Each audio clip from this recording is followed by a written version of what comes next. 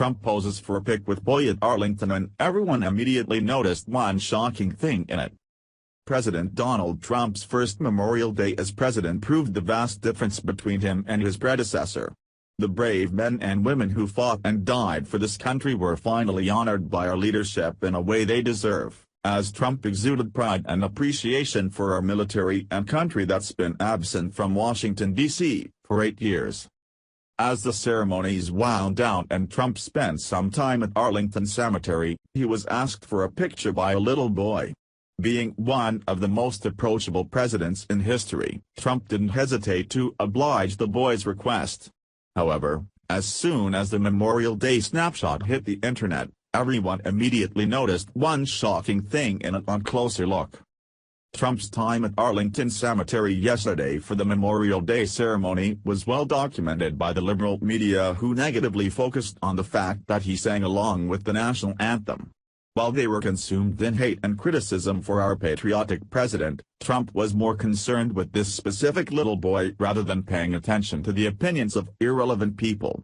The reason for his attention was captured in this powerful photo, and we now know why it didn't get the airtime occupied by other things.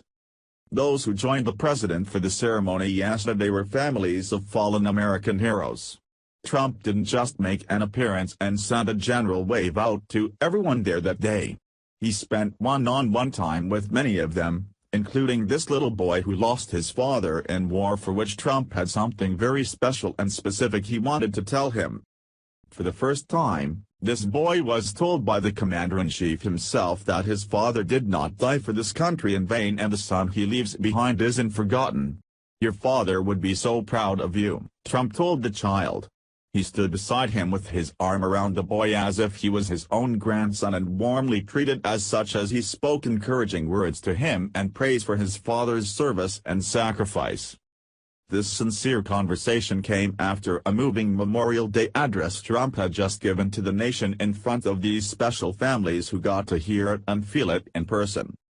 NBC4 reports.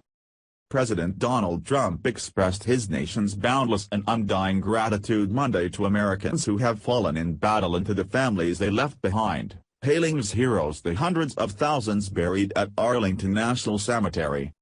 In his first Memorial Day remarks as president, Trump told the stories of two soldiers who died in Afghanistan, Green Beret Captain Andrew D. Byers of Colorado Springs and Christopher D. Horton of the Oklahoma National Guard, as Byers' parents and Horton's widow looked on.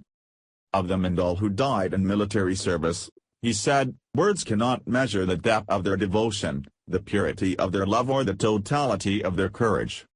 The last two Memorial Day ceremonies before this one felt like a mockery of our military and for America, since it was delivered by a man who routinely disregarded soldiers and their service. Barack Obama wasn't concerned with fortifying the greatest military in the world. He financially stripped them down to the point where they had to retrieve parts needed to repair military aircraft from a junkyard. This was in addition to his 8-year habit of not saluting soldiers who were saluting him while standing post at Air Force One and Marine One. When a hero would die, Obama wouldn't even address it. However, if a thug was killed in the commission of a crime by a cop, Obama's #1 priority immediately became avenging the criminal's death. When terrorists killed soldiers, Obama pulled boots off the ground and gave money to the enemy. Trump responds with hellfire when this happens now. This picture of our president with the boy who lost his dad in war shows the difference of priorities in commander-in-chiefs. Trump cares about those who serve and protect us and the families they leave behind. Obama only cared about the ones doing the harm and not those risking their lives to protect Americans from it.